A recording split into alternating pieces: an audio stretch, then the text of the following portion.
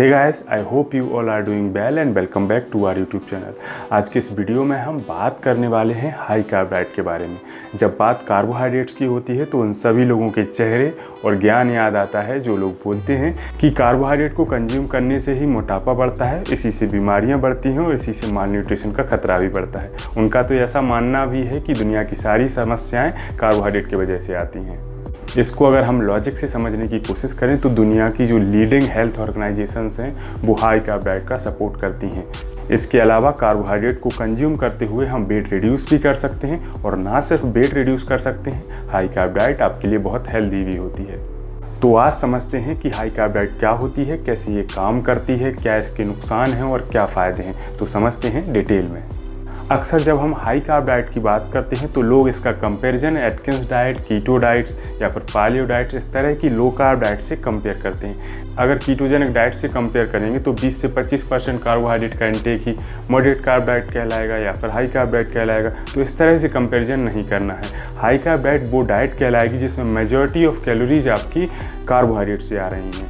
अगर हम मैक्रोन्यूट्रिएंट्स को इक्वली डिस्ट्रीब्यूट कर दें तो उसमें 33% कार्बोहाइड्रेट, 33% प्रोटीन और 33% फैट मान लेते हैं। उसके अलावा 1% जो है वो आप किसी में भी रख दीजिए। अब इसमें अगर हम प्रोटीन और फैट को कम कर दें और कार्बोहाइड्रेट का जो इंटेक है वो अच्छा बना रहने दें, यानी कि मेजॉरिटी ऑफ कैलोरीज कार्बोहाइड्रेट से आने दें, 50 से 60% तक कैलोरीज अगर कार्बोहाइड्रेट से आ रही हैं तब यह एक हाई कार्ब डाइट कहलाई जाएगी।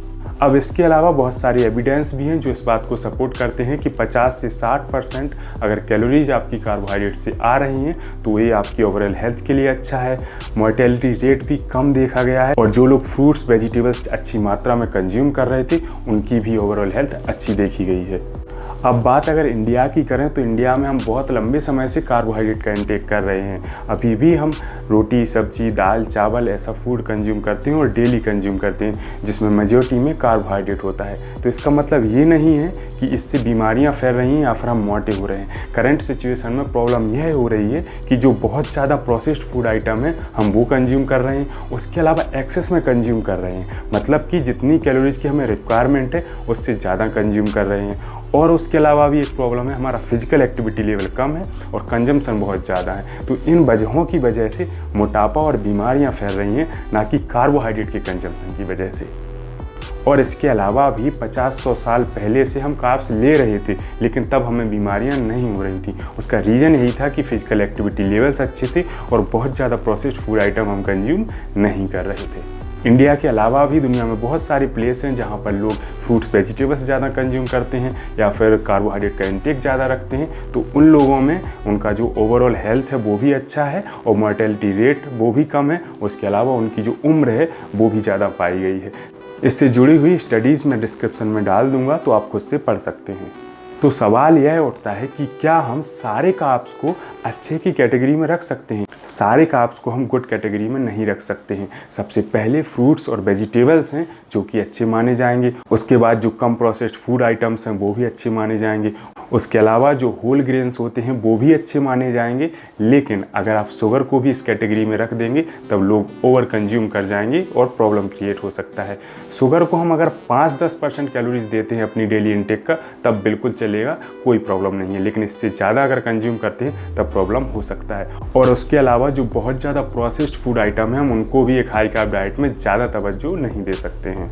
और कुछ लोगों का ऐसा मानना है कि फ्रूट्स का जो शुगर होता है वो बुरा होता है। देखिए, फ्रूट्स का जो शुगर होता है वो बुरा इसलिए नहीं होता है, मानकर चलते हैं कि 200 ग्राम हमने फ्रूट्स कंज्यूम की तो उसमें 200 ग्राम शुगर नहीं होता है। उसमें विटामिन्स होते हैं, मिनरल्स होते हैं और सबसे इम्पोर्टेंट फाइबर भी होता है।